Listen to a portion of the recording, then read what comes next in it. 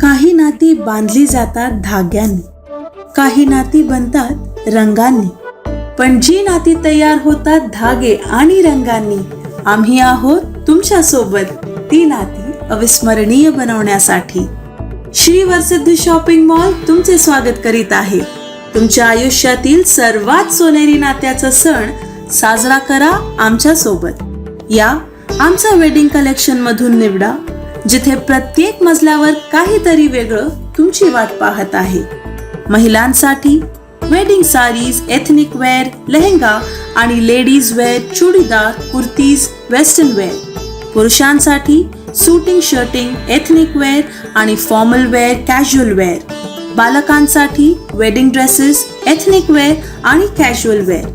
तर या श्री वरसिद्धीचे कुटुंब तुमच्या कुटुंबाची वाट पाहत आहे. श्री वरसिद्धि शॉपिंग मॉल, आजाद गार्डन जवळ, कस्तूरबा रोड, चंद्रपुर. आप देख रहे हैं पार्थशर समाचार. सत्य परमो धर्म. शराब के विवाद में 3 आरोपियों ने कुख्यात अपराधी की पत्थर मार मार कर हत्या कर दी. कलामना बस्ती में इस आतिश ठाकरे की हत्या की घटना से इलाके में सनसनी फैल गई. इस घटना के तीनों आरोपियों को पुलिस ने गिरफ्तार कर लिया है. मृतक का नाम आतिश उर्फ बाबा राजाराम ठाकरे है. सोमवार की सुबह उसका शव बस्ती के एक मंदिर के पास खुली जगह में मिला. सूचना पुलिस को मिलते ही पुलिस टीम पहुंची तो स्पष्ट हो गया कि शव आतिश का ही है. पुलिस ने तुरंत जांच पड़ताल शुरू की और 3 घंटे के भीतर ही आरोपी आसिफ, इम्तियाज अली, सोहेल शेख और राहुल बागड़े को गिरफ्तार कर लिया. दरअसल मृतक आतिश ठाकरे एक अपराधी था और उसके खिलाफ मारपीट और चोरी सहित 6 मामले दर्ज थे. कुछ दिन पहले शराब पीने को लेकर उसकी आसिफ से बहस हो गई. रविवार रात 9 बजे तीनों आरोपी आतिश के घर आए और उसे शराब पिलाने ले गए. आतिश भी तुरंत उसके साथ चल दिया. चारों दत्तनगर स्थित शिव मंदिर के पास शराब पी रहे थे. शराब खत्म करने के बाद जब आतिश से पैसे मांगे गए तो उसने गाली गलौज कर दी. कहासुनी बढ़ी और तीनों आरोपियों ने आतिश को पीटना शुरू कर दिया. उसके बाद पत्थर से कुचलकर उसकी हत्या कर दी. उसकी मौत के बाद वो मौके से फरार हो गया. सुबह बस्ती के लोगों ने उसकी तलाश देखी. पुलिस ने पूछताछ की तो पता चला कि आतिश तीनों के साथ गया. इसके तुरंत बाद तीनों आरोपियों को गिरफ्तार कर लिया गया और उनके खिलाफ कलमना थाने में मामला दर्ज किया गया है. सुबह तकरीबन 8 बजे के करीब पुलिस स्टेशन में जानकारी मिली कि एक डेड बॉडी शनि मंदिर के नज़दीक पड़ी हुई है. घटनास्थल पर पुलिस पहुंचने के बाद जब विक्षिप्त स्थिति में जब बॉडी मिली तो समझ में आया कि ये नेचुरल डेथ नहीं है. इस वजह से जब तफ्तीश करी गई तो घटनास्थल पर मौजूद मृतक के भाई ने मृतक का नाम आतिश ठाकरे बताया. आतिश ठाकरे बताने के बाद जब आगे की तहकीकात करी गई तब पता चला कि आतिश ठाकरे जो है आसिफ, इम्तियाज़ अली, सोहेल शेख उर्फ अन्नू और राहुल बागड़े नामक अपने दोस्तों के साथ कल बाहर गया हुआ था. जब ये तीनों के बारे में तफ्तीश करी गई तो पता चला कि चारों लोगों ने मिलकर एक साथ घटनास्थल से कुछ अंतर पर, कुछ दूरी पर जो रेलवे पटरी है वहाँ पर बैठकर दारू पी और दारू पीने में इनका आपसी झगड़ा हुआ और झगड़े से हाथापाई होने के बाद उसका रूपांतर हत्या में हो गया. तो प्राइमरी इन्वेस्टिगेशन जो है, जिसमें इंट्रोगेशन जो किया गया, उसमें तीनों ही आरोपियों को अलग अलग पूछताछ करने पर हमें ये पता चला है कि आतिश जो है ये ऑलरेडी हैबिचुअल ऑफेंडर है और ये आतिश जो है ये हैबिचुअल ऑफेंडर था और अभी फ़िलहाल ही कुछ दिनों पहले उसकी तड़ीपारी कंप्लीट होकर वो नागपुर में रहने आया था. आसिफ, इस पे 7 गुने दर्ज है, जिसमें से 3 वो नाबालिग था तब के हैं. राहुल बागड़े भी नाबालिग था तब का 1 गुना दर्ज है और अन्नू, सोहेल, प्यारे शेख जो है इस पे भी 2 गुने दर्ज है. ये चारों जब एक साथ दारू पी रहे थे, दारू में किसी बात को लेकर आसिफ की और आतिश की आपसी तू मैं हो गई, जिस दौरान आसिफ ने आतिश को धक्का मार दिया. आसिफ जाकर जब सोहेल और राहुल के ऊपर जाकर गिरा तो इससे तिलमिलाए हुए तीनों ने मिलकर उसे मारपीट करी. मारपीट के दौरान जब आतिश ने इनका विरोध किया और विरोध करने के दौरान आसिफ, इम्तियाज़ अली जो है मेन एक्यूज्ड, इसके मुंह को नोचने की कोशिश करी, जिसमें उसके नाक में और हल्का सा एक खरोच आया हुआ था. इससे तिलमिलाए हुए आतिश ने नज़दीक पड़ा हुआ पत्थर उठाकर आतिश के सर पे मार दिया.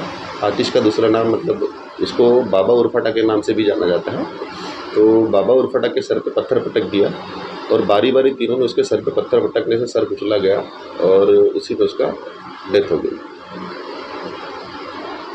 MSPM Group, Maharashtra Shikshan Prasarak Mandal, Chandrapur.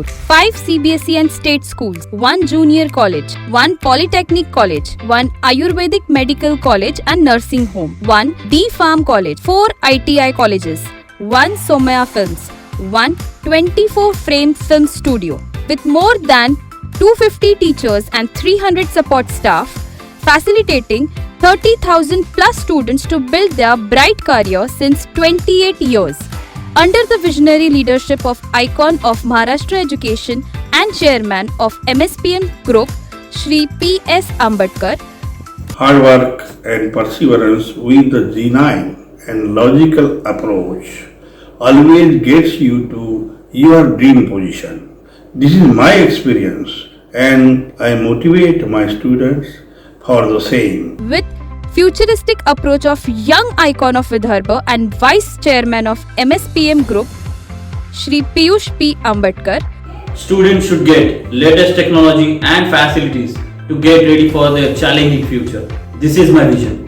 and most inspiring management lady, Mrs. Ankita Piyush Ambedkar. I believe in keeping right things at right place at right time. Now ready to shape the future of your child by making them ready to be the successful doctor and engineer through our 100% successful track record classes of NEET, JEE, MHT CET at Somaya Career Institute. Limited seats, reasonable fees. Contact 9271 526128 or 9168 901429. Address Somaya Campus, Akashvani Road, Vadgaon Ward, Chandrapur. सामाजिक मामले में राजनीति नहीं करने का आह्वान करते हुए भाजपा के प्रदेश अध्यक्ष चंद्रशेखर बावनकुले ने कहा कि सत्ता से बाहर रहने पर कांग्रेस राकापा समाज में तनाव बढ़ाने का प्रयास करती है। राज्य में आलंदी में हुई घटना को लेकर उन्होंने कहा कि वारकरी पर कोई हमला नहीं हुआ, विरोधक केवल राजनीति कर रहे हैं। राकापा में कुछ नए लोगों को जिम्मेदारी मिली है, वे उत्साह में आक्रामक हैं। सोमवार को बावनकुले ने पत्रकारों से चर्चा की। बावनकुले ने कहा कि शरद पवार ट्वीट नहीं करते तो संभाजी नगर की घटना नहीं होती। बंटी पाटिल के वक्तव्यों के कारण कोल्हापुर की घटना हुई। विपक्ष में रहने पर राकापा को ओबीसी, क्रिश्चियन, मुस्लिम, मराठा आरक्षण का विषय याद आता है। एक सवाल पर उन्होंने कहा कि राज्य मंत्रिमंडल में शिवसेना का कौन मंत्री होगा, ये मुख्यमंत्री शिंदे तय करेंगे। भाजपा किसी के अधिकार पर हस्तक्षेप नहीं करेगी। भाजपा शिवसेना गठबंधन की सरकार में समन्वय है, लेकिन कुछ लोग विधायकों में असंतोष होने की निराधार बातें फैलाते रहते हैं। जनता के सामने रखी है, तो मुझे लगता है कि इसमें और कोई नई बात करने की आवश्यकता नहीं है। विपक्ष इस विषय पे राजनीति ना करे।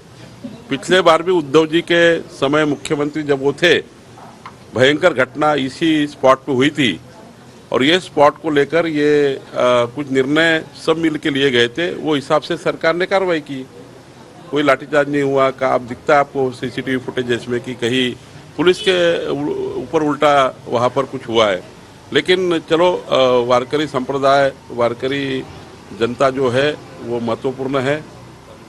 भगवान विठ्ठल रखमई दर्शन लेने वो जा रहे हैं, तो मुझे लगता है कि ऐसे घटना में सबने एक साथ आकर महाराष्ट्र की जो परंपरा है उसको बरकरार रखना चाहिए। विपक्ष, एक मिनट, विपक्ष आप लोगों को दोषी ठहरा रहा है। क्यों दोषी ठहराएगा?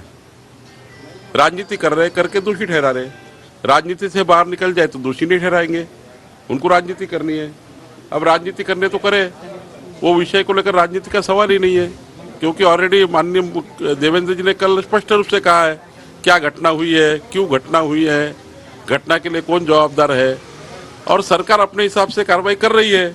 विपक्ष उसको राजनीति ना करे, ये भी आह्वान किया है और उसके ऊपर वो कर रहे हैं, उसके लिए करने दीजिए। काळजीची घटना झालेली, त्याच्यानंतर आरोप होत आहे सरकारवर आणि खास करून राष्ट्रवादी काँग्रेसकडून आरोप केले जात आहे की वारकरींचं हे लक्ष देण्यात आलं नाही त्यांच्या भावनेकडे। माननीय अजितदादा आणि उद्धवजी जेव्हा मुख्यमंत्री उपमुख्यमंत्री होते तेव्हा यापेक्षाही भयंकर घटना झाली होती, चेंगराचेंगरीचे प्रकारही झाले होते आणि त्या ठिकाणी जीवहानी होऊ नये म्हणून काही सूचना, काही त्या ठिकाणी व्यवस्था उभ्या केल्या सरकारने। याबद्दलची संपूर्ण माहिती माननीय देवेंद्रजींनी काल दिली आपल्याला। जनतेलाही दिली, वारकऱ्यांनाही दिली आणि संपूर्ण संप्रदायाला दिली, समाजाला दिली. आणि सरकारकडनं आवाहनही केलं की विरोधी पक्षाच्या सर्व नेत्यांनी या प्रकरणात राजकारण करू नये. कारण उद्धवीच्या काळात जेव्हा घटना झाली तेव्हा सर्व पक्ष मिळून या घटनेकडे सपोर्ट केला, सर्वांनी मिळून त्या ठिकाणी मदत पोहोचवली. आणि अशा वेळी राष्ट्रवादी काँग्रेस सध्या जरा परवाच्या प्रकरणापासनं काही गोष्टी ॲग्रेसिव्हली आता नवनवीन लोक तयार झाले आहेत, नवनवीन जबाबदाऱ्या मिळाल्या आहेत, त्यामुळं ते जरा उत्साहात आहेत.